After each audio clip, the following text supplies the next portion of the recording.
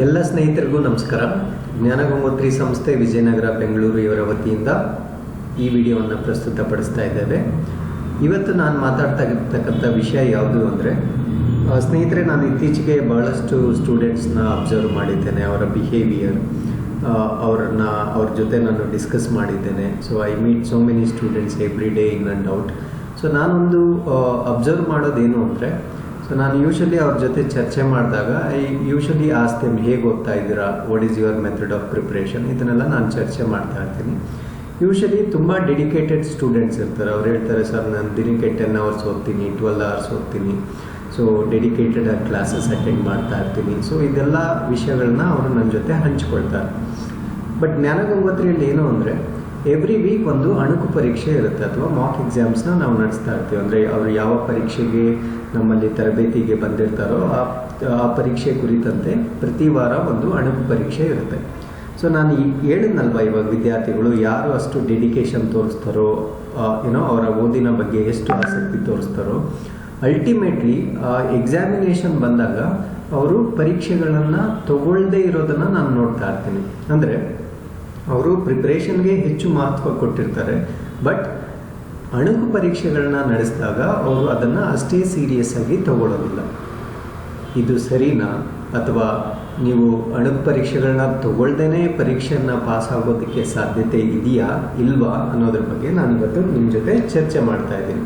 So ನಾನು discuss ಮಾಡ್ತಾ ಇರೋ ವಿಷಯ ಏನು ಅಂದರೆ, why and how to choose the test series. ಅಂದರೆ ನೀವು ಟೆಸ್ಟ್ ಸೀರೀಸ್ನ ಏಕೆ ಬರೀಬೇಕು, ಅಥವಾ ನೀವು ಯಾವುದೇ ಒಂದು ಸಂಸ್ಥೆಯಲ್ಲಿ ಟೆಸ್ಟ್ ಸೀರೀಸ್ ಬರೀಬೇಕಂತ ನಿರ್ಧರಿಸಿದ್ದಾದಮೇಲೆ ನೀವು ನೋಡಬೇಕಾಗಿರ್ತಕ್ಕಂಥ ಕ್ವಾಲಿಟೀಸ್ ಯಾವುದ್ಯಾವುದು, ಅಂದರೆ ಆ ಟೆಸ್ಟ್ ಸೀರೀಸ್ ಬಗ್ಗೆ ಡಿಸೈಡಿಂಗ್ ಫ್ಯಾಕ್ಟರ್ಸ್ ಯಾವುದ್ಯಾವುದು. ಅಂದರೆ ನಾನು ಈ ಸಂಸ್ಥೆಯಲ್ಲಿ ಟೆಸ್ಟ್ ಸೀರೀಸ್ ತೊಗೋಬೇಕಾ ತೊಗೋಬಾರ್ದಾ ಅನ್ನೋದನ್ನು ಡಿಸೈಡ್ ಮಾಡೋದಕ್ಕೆ ನೀವು ಏನೇನು ಅಂಶಗಳನ್ನ ಪರಿಗಣಿಸಬೇಕು ಅನ್ನೋದ್ರ ಬಗ್ಗೆ ನಾನು ಇವತ್ತು ಚರ್ಚೆ ಮಾಡ್ತಾ ಇದ್ದೀನಿ.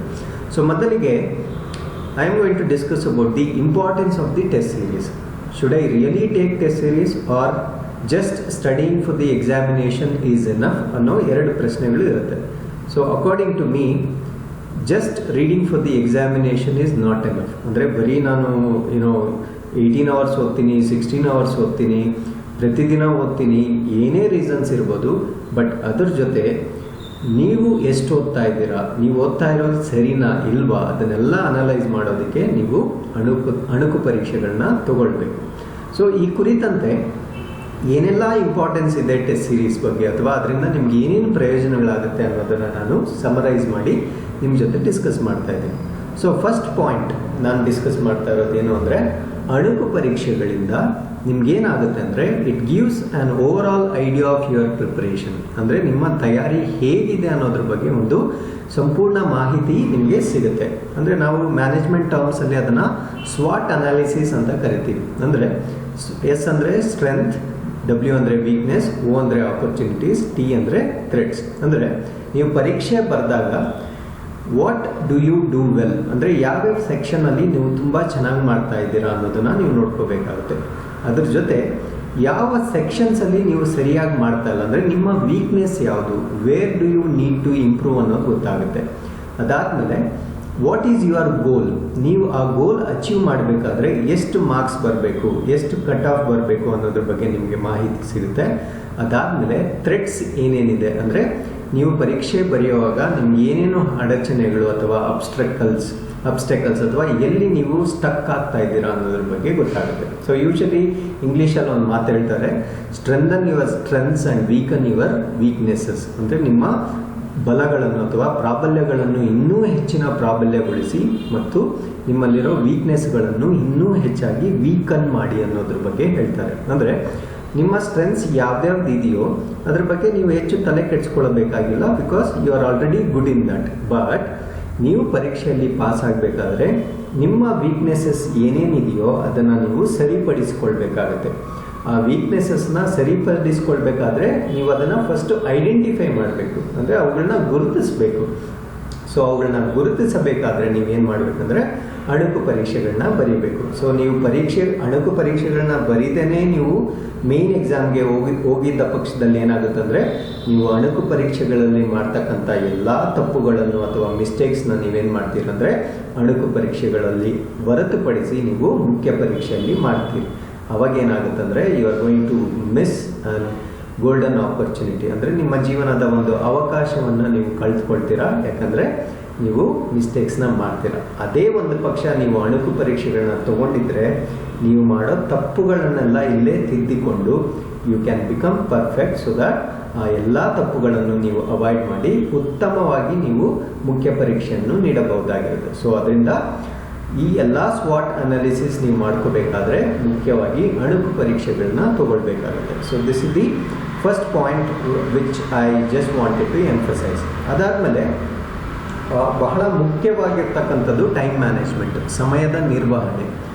ನಾವು ಬರೀ ಓದ್ತಾ ಇದ್ರೆ we are going to collect the information, ನಾವು ಮಾಹಿತಿ ಕಲೆಕ್ಟ್ ಮಾಡ್ತಾ ಇರ್ತೀವಿ, ನೋಟ್ಸ್ ಮಾಡ್ತಾ ಇರ್ತೀವಿ, ಇದೆಲ್ಲ ಕೆಲಸ ಮಾಡ್ತಾ ಇರ್ತೀವಿ. ಬಟ್ ಎಕ್ಸಾಮಲ್ಲಿ they are all time bound examination. ನಿಮ್ಮ ಪರೀಕ್ಷೆಗಳೆಲ್ಲವೂ ಸಮಯದ ನಿಗದಿಯಲ್ಲೇ ನಡೆಯುತ್ತೆ.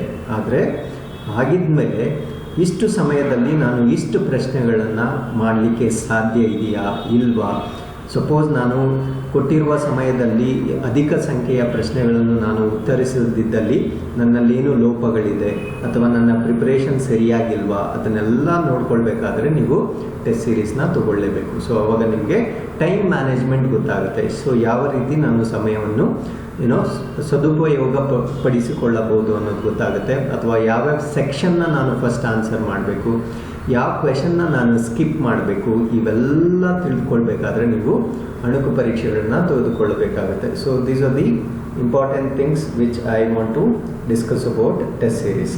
ಅದಾದಮೇಲೆ next important point is better feel of the exam time and environment. ಅಂದರೆ ನೀವೊಂದು ಆ ಪರಿಸರಕ್ಕೆ ಹೊಂದಿಕೊಳ್ಳಬೇಕು. So I tell you one simple thing ಏನಂದರೆ, ನಾವು ಯಾವುದೇ ಒಂದು ಸ್ಥಳಕ್ಕೆ ಫಸ್ಟ್ ಟೈಮ್ ಹೋದಾಗ ಸೊ ಆ ಪ್ಲೇಸ್ ನಮಗೆ ಸ್ಟ್ರೇಂಜರ್ ಥರ ಕಾಣಿಸುತ್ತೆ, ಇಟ್ ಫೀಲ್ಸ್ ಸಮಥಿಂಗ್ ನ್ಯೂ. ಅದೇ ಸ್ಥಳಕ್ಕೆ ನಾವು ಪದೇ ಪದೇ ವಿಸಿಟ್ ಮಾಡ್ತಾ ಇದ್ರೆ ಇಟ್ ಬಿಕಮ್ ವೆರಿ ಕಾಮನ್. ಅಂದರೆ ನಾವು ಸೈಕಾಲಜಿಕಲಿ ಆ ಪ್ಲೇಸ್ಗೆ ನಾವು ಅಡಾಪ್ಟ್ ಆಗ್ತೀವಿ. ಈವನ್ ಎಕ್ಸಾಮಿನೇಷನ್ ಎನ್ವಿರಾನ್ಮೆಂಟ್ ಅಥವಾ ಪರಿಸರ ಕೂಡ ಅದೇ ಥರನೇ. ಸೊ ನಮ್ಮ ಸೈಕಾಲಜಿಕಲಿ ನಾವು ಪರೀಕ್ಷೆಯ ಪರಿಸರಕ್ಕೆ ಹೊಂದಿಕೊಳ್ಬೇಕು. ಸೊ ಅವಾಗ ಏನಾಗುತ್ತೆ, ಆ ಫೋಬಿಯಾ ಅನ್ನೋದಿರುತ್ತಲ್ವ, ಅಂದರೆ ಪರೀಕ್ಷೆ ಕುರಿತಂಥ ಭಯ ಅನ್ನೋದಿರುತ್ತಲ್ವ, ಅದನ್ನು ನಾವು ಈಸಿಯಾಗಿ ಹೋಗಲಾಡಿಸ್ಬೋದು. ಸೊ ಅದನ್ನು ಹೋಗಲಾಡಿಸ್ಬೇಕಾದ್ರೆ ನೀವು ಆ ಪರೀಕ್ಷೆ ನಡೀತಕ್ಕಂಥ ಎನ್ವಿರಾನ್ಮೆಂಟ್ ಅಥವಾ ಪರಿಸರದಲ್ಲಿ ಕೂತ್ಕೊಂಡು ನೀವು ನಿಮ್ಮನ್ನು ಟೆಸ್ಟ್ ಮಾಡ್ಕೊಳ್ಬೇಕು. ಅಥವಾ ನೀವು ಯಾವುದೇ ಪರೀಕ್ಷೆ ತಗೊಳ್ಳದೆ ನೇರವಾಗಿ ನೀವು ಮುಖ್ಯ ಪರೀಕ್ಷೆಗೆ ಹೋದಲ್ಲಿ ಏನಾಗುತ್ತೆ ಅಂದರೆ you are not use to the examination environment. ಅಂದರೆ ಆ ಪರಿಸರಕ್ಕೆ ನಾವು ಅಷ್ಟು ಹೊಂದಿಕೊಂಡಿರೋದಿಲ್ಲ. ಅವಾಗ ನಮಗೆ ಫೋಬಿಯಾ ಸ್ಟಾರ್ಟ್ ಆಗುತ್ತೆ ಅಥವಾ ಭಯ ಸ್ಟಾರ್ಟ್ ಆಗುತ್ತೆ, ಇದರಿಂದ ಆಂಗ್ಸೈಟಿ ಆಗುತ್ತೆ. ಸೊ ಆಂಗ್ಸೈಟಿಯಿಂದ ಏನಾಗುತ್ತೆ ಅಂದರೆ ನಾವು ಉತ್ತಮವಾಗಿ ಓದಿರ್ತಕ್ಕಂಥ ವಿಷಯ ಕೂಡ ಮರೆತೋಗೋ ಸಾಧ್ಯತೆಗಳಿರುತ್ತೆ. ಸೊ ಅದಕ್ಕೋಸ್ಕರ ಸ್ನೇಹಿತರೆ ಏನು ಮಾಡಬೇಕಂದ್ರೆ ಆ ಪರೀಕ್ಷೆಯ ಪರಿಸರಕ್ಕೆ ನಾವು ಸೈಕಾಲಜಿಕಲಿ ಅಡಾಪ್ಟ್ ಆಗಬೇಕು. ಸೊ ಅದಕ್ಕೋಸ್ಕರ ನಾವೇನು ಮಾಡಬೇಕು, ಸಾಧ್ಯವಾದಷ್ಟು ಹೆಚ್ಚು ಅಣುಕು ಪರೀಕ್ಷೆಗಳನ್ನ ತಗೊಳ್ಳೋದು ಒಳ್ಳೆಯದನ್ನೋದು ನನ್ನ ಅನಿಸಿಕೆ. ಅದಾದಮೇಲೆ it also helps you to choose correct sources. ಅಂದರೆ ನಾವು ಪರೀಕ್ಷೆ ಬರೀತಾ ಇರ್ತೀವಿ, ನಮ್ಮ ವ್ಯಾಲಿಡೇಷನ್ ಹೆಂಗಾಗುತ್ತೆ ಅಂದರೆ ನಾವು ಎಷ್ಟು ಅಂಕಗಳನ್ನು ಸ್ಕೋರ್ ಮಾಡ್ತಾ ಇದ್ದೀವಿ ಅನ್ನೋದ್ರ ಮೇಲೆ ಡಿಪೆಂಡ್ ಆಗುತ್ತೆ.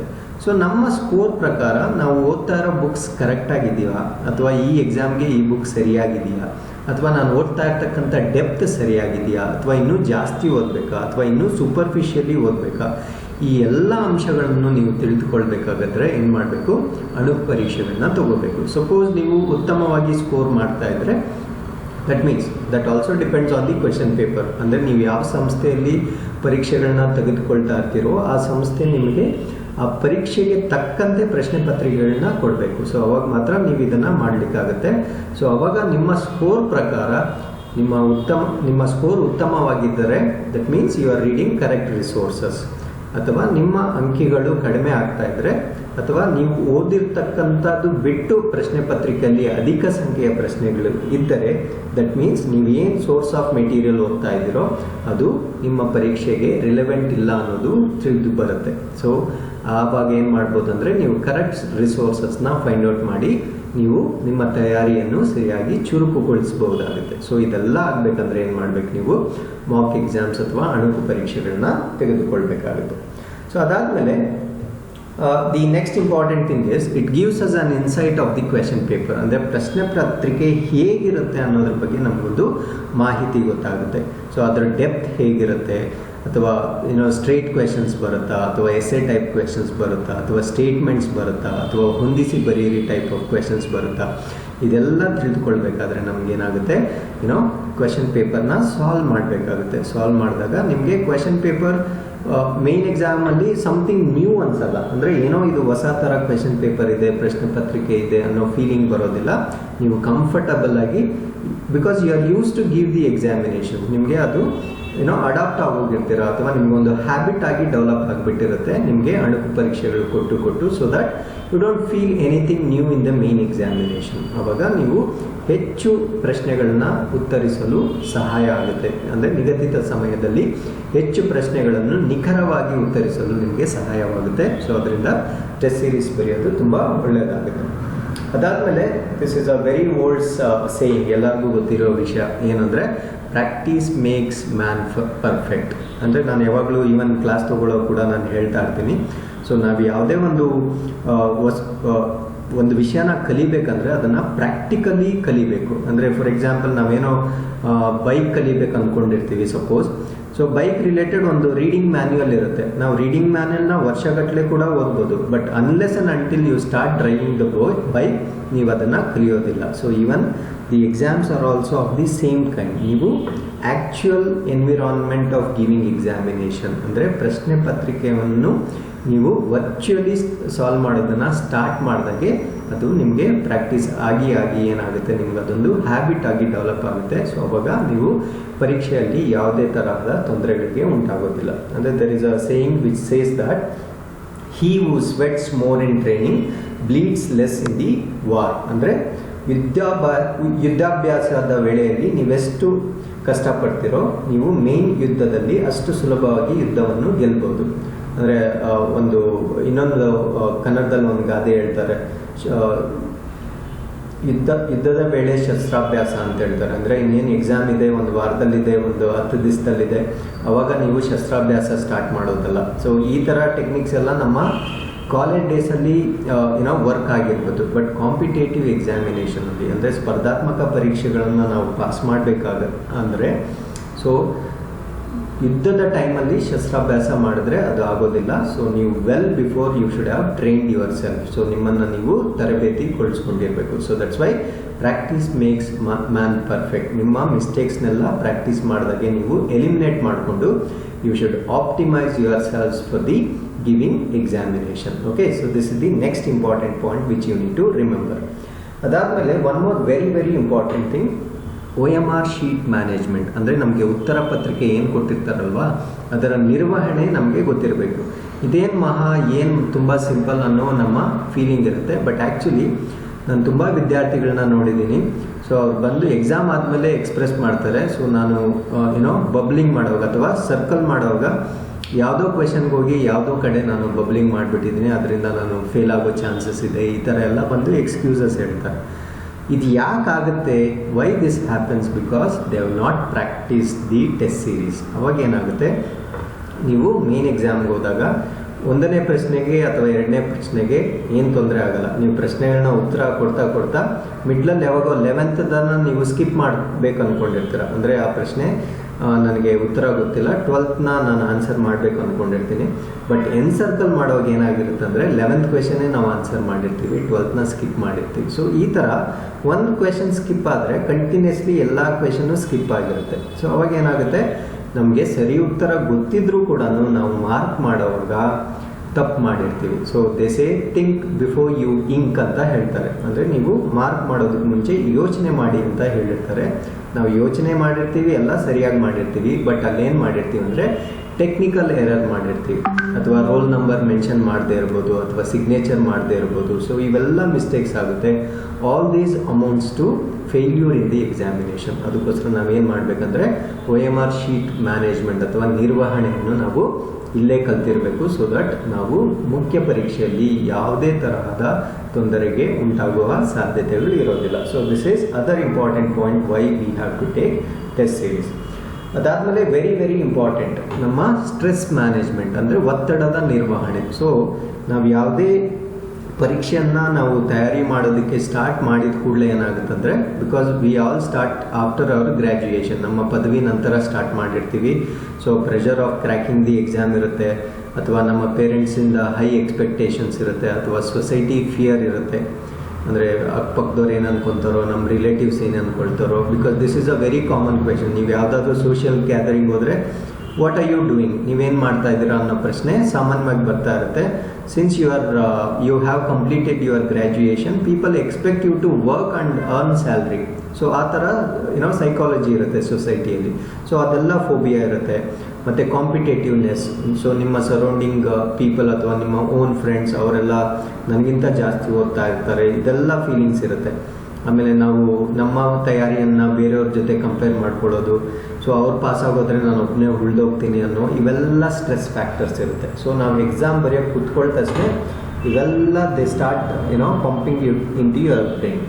ಸೊ ಈ ಸ್ಟ್ರೆಸ್ ಮ್ಯಾನೇಜ್ಮೆಂಟ್ ಮಾಡ್ಕೋಬೇಕಾದ್ರೆ ನೀವು ಇದನ್ನು ಇಲ್ಲೇ ಪ್ರಾಕ್ಟೀಸ್ ಮಾಡಬೇಕು. ಅಂದರೆ the stress is like a negativity. So ಈ ಸ್ಟ್ರೆಸ್ ನಮ್ಮ ಮೆದುಳಲ್ಲಿ ಅಥವಾ ಬ್ರೈನಲ್ಲಿ ಒಂದ್ಸತಿ ಅಕ್ಯುಮುಲೇಟ್ ಆಗೋದ್ರೆ it drives off all the positive things. ಅವಾಗ ನಮಗೆ ಆಂಗ್ಸೈಟಿ ಆಗುತ್ತೆ, ಭಯ ಶುರುವಾಗುತ್ತೆ. ಭಯ ಶುರುವಾದಾಗ ಏನಾಗುತ್ತೆ, ನಾವು ಓದಿರೋದನ್ನು ಕೂಡ ಮರ್ತೋಗೋ ಚಾನ್ಸಸ್ ಇರುತ್ತೆ. ಅದರಿಂದ ಈ ಸ್ಟ್ರೆಸ್ ಮ್ಯಾನೇಜ್ಮೆಂಟ್ ಅನ್ನೋದನ್ನು ನೀವು ಅಣುಕು ಪರೀಕ್ಷೆಗಳನ್ನ ಕೊಡೋದ್ರ ಮೂಲಕ ನೀವು ಡೆಫಿನೆಟ್ಲಿ ಕಡಿಮೆ ಮಾಡ್ಕೋಬೋದು. ಸೊ ಮೊದಲ ಪರೀಕ್ಷೆಯಲ್ಲಿ ಡೆಫಿನೆಟ್ಲಿ ಭಯ ಇರುತ್ತೆ. ಸೊ ಬರಿತಾ ಏನಾಗುತ್ತೆ ಅಂದರೆ ನಿಮಗೆ ಅದು ಅಭ್ಯಾಸ ಆಗೋಗುತ್ತೆ. ಸೊ ನಿಮ್ಗೆ ಯಾವುದೇ ಒತ್ತಡ ಇರೋದಿಲ್ಲ. ಸೊ ಯೂಶಲಿ ನಾವೇನು ಮಾಡಬೇಕಂದ್ರೆ whenever there is a stress, ನಾವು ಸ್ವಲ್ಪ ಕಾಮ್ ಡೌನ್ ಆಗಬೇಕು. ಅಂದರೆ ಒಂದು ಮಾತು ನಿಮಗೆ ಗೊತ್ತೇ ಇದೆ, ಅಂದರೆ ಅಗಸ ಬಿಗಿನಿಂಗಲ್ಲಿ ಜೋರಾಗಿ ಬಟ್ಟೆ ಒಗಿತಾನೆ, ಅದಾದಮೇಲೆ ಸ್ಲೋ ಡೌನ್ ಆಗ್ತಾನೆ ಅಂತ. ಅಂದರೆ ನಾವು ಯಾವುದೇ ಒಂದು ವಿಷಯನ ಕಲಿಯೋಕ್ಕೆ ಸ್ಟಾರ್ಟ್ ಮಾಡಿದಾಗ ನಮ್ಮ ಮೊದಲನೇ ದಿನದ ಮೋಟಿವೇಶನ್ ಹೇಗಿರುತ್ತೋ ನಮ್ಮ ಸಕ್ಸಸ್ ಬರೋ ತನಕ ಅದೇ ಮೋಟಿವೇಶನ್ನ ಕ್ಯಾರಿ ಮಾಡ್ಬೋದು. So you can see the videos of so many motivators, ಅಥವಾ ನೀವು ಭೇಟಿ ಮಾಡ್ಬೋದು. ಬಟ್ ಅವ್ರು ಮಾಡೋ motivation is not long standing, ಅಂದರೆ ಜಾಸ್ತಿ ಹೊತ್ತಿರೋದಿಲ್ಲ. ನಮ್ಮ ಸೆಲ್ಫ್ ಮೋಟಿವೇಶನ್ ಏನಿರುತ್ತಲ್ವಾ, that will take you to the success. So ನಾವು ಯಾವಾಗಲೂ ಸೆಲ್ಫ್ ಮೋಟಿವೇಟೆಡ್ ಇರಬೇಕು. It's not that you are motivated just because others are telling you. ಅದಾದಮೇಲೆ ಯಾವಾಗೂ ನಾವು ವಿ ಶುಡ್ ಬಿ ಪಾಸಿಟಿವ್. ಅಂದರೆ don't think about the negatives. Okay, so ನನ್ನ ಕೈಲಿ ಆಗುತ್ತಾ ಆಗಲ್ವಾ, ನನಗಿಂತ ಅವನು ತುಂಬ ಜಾಸ್ತಿ ಓದ್ತಾನೆ, ತುಂಬ ಹಾರ್ಡ್ ವರ್ಕ್ ಮಾಡ್ತಾನೆ. You think about your own improvement. ಅಂದರೆ ಇವತ್ತು ನಾನು ಏನಿದ್ದೀನಿ, ನಾಳೆ ಇದಕ್ಕಿಂತ ನಾನು ಬೆಟರ್ ಆಗಬೇಕು. So you always think about improving your own self. So ನಿಮ್ಮನ್ನು ನೀವು ಕಾಂಪಿಟೇಟರ್ ಮಾಡ್ಕೊಳ್ಳಿ, ಜಗತ್ನಲ್ಲ. ಅರ್ಥ ಆಯ್ತಲ್ವಾ? ಸೊ ನಿಮ್ಮನ್ನು ನೀವು ಪ್ರತಿದಿನ ಗೆಲ್ತಾ ಇದ್ರೆ ultimately you are going to pass one day. ಆಮೇಲೆ ಅನ್ಪ್ಲಗ್ ನೆಗೆಟಿವಿಟಿ, ಅಂದರೆ ಎಲ್ಲಿ ನಿಮಗೆ ಟೈಮ್ ಕಿಲ್ಲರ್ಸ್ ಇರುತ್ತೋ, ಸೊ ನೀವೊಂದು ಲಿಸ್ಟ್ ಔಟ್ ಮಾಡ್ಕೊಳ್ಳಿ. ನಾನು ಎಲ್ಲೆಲ್ಲಿ ಹೆಚ್ಚು ಸಮಯನ ವೇಸ್ಟ್ ಮಾಡ್ತೀನಿ, ಅಂದರೆ unnecessary I go to social media, ಅಥವಾ ವಾಟ್ಸಪ್ ಮಾಡೋದು, ಅಥವಾ ಅನ್ನೆಸೆಸರಿ ಟಿ ವಿ ನೋಡೋದು, ಅಂದರೆ ಅನ್ವಾಂಟೆಡ್. ಅಂದರೆ you can watch TVs or films once in a while, but that should not become your part of life. ಅಂದರೆ till you pass the examination at least. So ಆ ಥರ time killers ಏನೇನಿದೆಯೋ ಅದನ್ನು list out ಮಾಡಿಕೊಂಡು ಅದನ್ನು ನೀವು avoid ಮಾಡಲಿಕ್ಕೆ start ಮಾಡಬೇಕು. ಅದಾದಮೇಲೆ ಯು ಶುಡ್ ಎಂಜಾಯ್ ರೀಡಿಂಗ್. ಅಂದರೆ ನೀವೇನು ತಯಾರಿ ನಡೆಸ್ತಾ ಇರ್ತೀರೋ ಅದನ್ನು ನೀವು ಎಂಜಾಯ್ ಮಾಡಬೇಕು. ಅಂದರೆ your journey should be more beautiful or enjoyed than the destination. Destination is your result and journey is your preparation. So ನೀವು ಈ ಜರ್ನಿನ ನೀವು ಎಷ್ಟು ಇಷ್ಟಪಟ್ಟು ಮಾಡ್ತೀರೋ ಅಷ್ಟು ಸುಲಭವಾಗಿ ನಿಮಗೆ ಏನು ಬರುತ್ತೆ, ಸಕ್ಸಸ್ ಬರುತ್ತೆ. ಎಲ್ಲರೂ ಹೇಳ್ತಾ ಇರ್ತಾರೆ ಕಷ್ಟಪಟ್ಟು ಓದಿ ಅಂತ. ಕಷ್ಟಪಟ್ಟು ಓದೋದಕ್ಕಿಂತ ಇಷ್ಟಪಟ್ಟು ಓದಿ. ಸೊ ಅದು ನಿಮಗೆ ತುಂಬ ಪ್ರಯೋಜನ ಆಗುತ್ತೆ. ಅದಾದಮೇಲೆ ನಿಮ್ಗೆ ಏನಾದರೂ ಸ್ಟ್ರೆಸ್ ಆ ಥರ ಫೀಲ್ ಆದಾಗ you should keep your mentors. ಅಂದರೆ ನಿಮ್ಗೆ ಯಾರು ಹಿತೈಷಿಗಳಿರ್ತಾರೋ, ನಿಮ್ಮ ಟೀಚರ್ಸ್ ಇರ್ಬೋದು, ಅಥವಾ ನಿಮ್ಮ ಸ್ಪರ್ಧಾತ್ಮಕ ಪರೀಕ್ಷಾ ಕೇಂದ್ರಗಳಲ್ಲಿ ಯಾರಾದರೂ ಒಬ್ಬ ಟೀಚರ್ನ ನೀವು ತುಂಬ ಇಷ್ಟಪಡ್ಬೋದು. ಸೊ ಆ ಥರದ ಟೀಚರ್ಸ್ನ ಮೀಟ್ ಮಾಡಿ ಅವರ ಸಲಹೆಗಳನ್ನು ತೆಗೆದುಕೊಳ್ಳಿ. ಅವರ ಮಾರ್ಗದರ್ಶನ ಪಡೆದುಕೊಳ್ಳಿ. ಸೊ ದಟ್ ನಿಮಗೆ ಯಾವುದೇ ಫಿಯರ್ ಇದ್ದರೆ ಅಥವಾ ಸ್ಟ್ರೆಸ್ ಇದ್ದರೆ ಅವರು ಬೂಸ್ಟ್ ಔಟ್ ಮಾಡ್ತಾರೆ. I mean they drive out your fear. ಅದಾದಮೇಲೆ always try to be in the group, ಅಂದರೆ ಪಿಯರ್ ಗ್ರೂಪ್. ಅಂದರೆ ನಿಮ್ಮ ಪರೀಕ್ಷೆಯ ತಯಾರಿ ಯಾರು ನಡೆಸ್ತಾ ಇರ್ತಾರೋ ಅದೇ ಮಾದರಿಯ ಸ್ನೇಹಿತರ ಜೊತೆ ನೀವಿರಬೇಕು. Don't be isolated. ಅಂದರೆ ನಿಮ್ಮ ಬುಕ್ಸ್ನ ಯಾರ ಜೊತೆನೂ ಶೇರ್ ಮಾಡ್ದಿರಾ, ನಿಮ್ಮ ಬುಕ್ ಯಾವ್ದು ಓದ್ತಾ ಇದ್ದೇನೆ ಅನ್ನೋದನ್ನು ಗೊತ್ತಾಗಬಾರ್ದು ಅಂತ ಅದನ್ನು ಕವರ್ ಮಾಡಿಕೊಂಡು ಬೈಂಡ್ ಮಾಡಿಕೊಂಡು, ಸೊ ಈ ಥರ ಮಾಡೋ ಅವಶ್ಯಕತೆಗಳು ಏನಿಲ್ಲ. ಬಿಕಾಸ್ ನೀವೆಷ್ಟು ಬೇರೆಯವ್ರ ಜೊತೆ ವಿಷಯಗಳನ್ನ ಶೇರ್ ಮಾಡ್ಕೊಳ್ತೀರೋ ಅಷ್ಟು ನಿಮ್ಮಲ್ಲಿ ನೆನಪಿನ ಶಕ್ತಿಯಲ್ಲಿ ಉಳಿಯುತ್ತೆ. ಸೊ ಅದರಿಂದ ಗ್ರೂಪ್ ಡಿಸ್ಕಸ್ ಮಾಡಿ, ನಿಮ್ಮ ಫ್ರೆಂಡ್ಸ್ ಜೊತೆ ಡಿಸ್ಕಸ್ ಮಾಡಿ. ಅಂದರೆ you should have a friends who are like minded. ಅಂದರೆ ನಿಮ್ಮಂಥ ಸ್ವಭಾವ ಉಳ್ಳವ್ರ ಜೊತೆನೇ ನೀವು ಗ್ರೂಪ್ ಮಾಡಿಕೊಂಡು, ಸೊ ಆ ಥರ ಗ್ರೂಪಲ್ಲಿದ್ದರೆ ನಿಮ್ಗೆ ಯಾವುದೇ ಸ್ಟ್ರೆಸ್ ಅಥವಾ ಆ್ಯಂಗ್ಸೈಟಿ ಆಗೋದಿಲ್ಲ. So always be smiling and try to meditate ಅಂದರೆ ನೀವು ಏನೋ ಒಂದು ಮೆಡಿಟೇಷನ್ ಸೆಂಟರ್ಗೆ ಹೋಗಬೇಕು, ದಿನಪೂರ್ತಿ ಅಲ್ಲಿ ಕೂತ್ಕೊಂಡು ಮೆಡಿಟೇಟ್ ಮಾಡಬೇಕು ಅನ್ನೋ ಅವಶ್ಯಕತೆ ಇಲ್ಲ. You do simple prayer which we usually do every day in the morning ಅಷ್ಟೇ. ಅಂದರೆ ನಿಮ್ಮ ಏಕಾಗ್ರತೆ ಹೆಚ್ಚಾಗುತ್ತೆ ಇದರಿಂದ ಅಷ್ಟೇ, ಇನ್ನೇನು ಮಹತ್ವದ ಬದಲಾವಣೆ ಆಗೋದಿಲ್ಲ. ಸೊ ಇಷ್ಟೆಲ್ಲ ಮಾಡಿಕೊಂಡ್ರೆ ಏನಾಗುತ್ತೆ ಅಂದರೆ ನಿಮ್ಮ ಸ್ಟ್ರೆಸ್ ಲೆವೆಲ್ಸ್ ಕಡಿಮೆ ಆಗುತ್ತೆ, ಆವಾಗ ನಿಮ್ಮ ಏಕಾಗ್ರತೆ ಜಾಸ್ತಿ ಆಗುತ್ತೆ. ಸೊ ಓದಿದ್ದನ್ನು ನೀವು ಹೆಚ್ಚು ನೆನಪಿನಲ್ಲಿ ಇಟ್ಕೊಳ್ಳೋದಕ್ಕೆ ಸಾಧ್ಯವಾಗುತ್ತೆ. ಅದಾದಮೇಲೆ as I told you, it drives out the fear of your examination. Exam ಅಂದರೆ ಭಯ. ಬಟ್ ನೀವೆಷ್ಟೇ ಭಯಪಟ್ಟರು, one thing you should remember that ನೀವು ಪರೀಕ್ಷೆ ಬರಿದೇನೆ you cannot become an officer. See ultimately ನೀವು ಮಾರ್ಕ್ ಎಕ್ಸಾಮ್ನ ಎಸ್ಕೇಪ್ ಆಗ್ಬೋದು. ಟೀಚರ್ ಮೈಟ್ ನಿಮ್ಮ ಯಾವುದಾದ್ರೂ ಇನ್ಸ್ಟಿಟ್ಯೂಷನ್ ಸ್ಟ್ರಿಕ್ಟ್ ಇದ್ದರೆ ಅವ್ರೇನೋ ಬೈಬೋದು, ನೀವು ಟೆಸ್ಟಿಗೆ ಬರ್ತಾ ಇಲ್ಲ, ನೀವು ಬರಬೇಕು ಅನ್ನೋದನ್ನು ಸ್ಟ್ರಿಕ್ಟಾಗಿ ಹೇಳ್ಬೋದು. ಬಟ್ ಅಲ್ಟಿಮೇಟ್ಲಿ ಅವ್ರಿಗೆ ನೀವೇನು ಎಕ್ಸ್ಕ್ಯೂಸ್ ಕೊಟ್ಟಾದರೂ ಎಸ್ಕೇಪ್ ಆಗ್ಬೋದು. But you cannot escape from the main examination. ಅಂದರೆ ನೀವು ಒಂದು ಆಫೀಸರ್ ಆಗಬೇಕಂದ್ರೆ ಪರೀಕ್ಷೆ ಬರದೇ ಆಫೀಸರ್ ಆಗಬೇಕು. So it is meaningless to escape the test in your institution. So ನೀವು ಎಸ್ಕೇಪ್ ಆಗ್ತಾ ಇದ್ರೆ ಏನಾಗ್ತಾ ಇರುತ್ತೆ ಅಂದರೆ ಆ ಫಿಯರ್ ನಿಮ್ಮಲ್ಲಿ ಮೌಂಟ್ ಆಗ್ತಾ ಇರುತ್ತೆ, ಅಂದರೆ ಜಾಸ್ತಿ ಆಗ್ತಾನೆ ಇರುತ್ತೆ. ಸೊ ಅಲ್ಟಿಮೇಟ್ಲಿ ನೀವು ಮೇನ್ ಎಕ್ಸಾಮ್ಗೆ ಹೋದಾಗ ಏನಾಗಿರುತ್ತೆ ಅಂದರೆ ಆ ಅಕ್ಯುಮುಲೇಟ್ ಆಗಿರೋ ಫಿಯರ್ ಎಲ್ಲ ಒಂದೇ ಸರಿ ಬ್ಲಾಸ್ಟ್ ಆಗಿ ಸೊ ನೀವು ಗೊತ್ತಿರೋದನ್ನೆಲ್ಲ ಮರ್ತೋಗೋ ಚಾನ್ಸಸ್ ಇರುತ್ತೆ. ಸೊ ಅದರಿಂದ ಆ ಫಿಯರ್ನ ನೀವು ಡೈವರ್ಟ್ ಮಾಡಬೇಕಂದ್ರೆ ಎವ್ರಿ ಡೇ ಅಥವಾ ನಿಮ್ಮ ಸಂಸ್ಥೆಗಳಲ್ಲಿ ಏನೇನು ಪ್ಯಾಟರ್ನ್ ಆಫ್ ಎಕ್ಸಾಮಿನೇಷನ್ ಸಿಸ್ಟಮ್ ಇರುತ್ತೋ ಅದಕ್ಕೆ ನೀವು ಅಡಾಪ್ಟ್ ಆದರೆ ಸೊ ನಿಮಗೆ ಎಕ್ಸಾಮ್ ಭಯ ಹೊರಟೋಗುತ್ತೆ. So you are going to feel confident. Okay, so ನಿಮಗೊಂದು ಸುಪ್ರೀಂ ಕಾನ್ಫಿಡೆನ್ಸ್ ಬರುತ್ತೆ. ಅಂದರೆ ನಿಮ್ಮಲ್ಲಿ ನಿಮಗೆ ಒಂದು ಆತ್ಮವಿಶ್ವಾಸ ಬರುತ್ತೆ. ಐ ಕಾಂಟ್ ಅನ್ನೋ ಪದ ಹೋಗಿ ಐ ಕ್ಯಾನ್ ಡೂ ಇಟ್ ಅನ್ನೋದ್ರ ಬಗ್ಗೆ ನೀವು ಚೇಂಜ್ ಆಗ್ತೀರ. ಸೊ ಇದೆಲ್ಲ ಆಗಬೇಕಂದ್ರೆ ನೀವು ಆ ಆ್ಯಕ್ಚುಯಲ್ ಎನ್ವಿರಾನ್ಮೆಂಟ್ ಆಫ್ ಎಕ್ಸಾಮ್ನ ನೀವು ತೊಗೊಂಡ್ರೆ definitely it will help you a lot in the main examination. Okay, so ಅದಾದಮೇಲೆ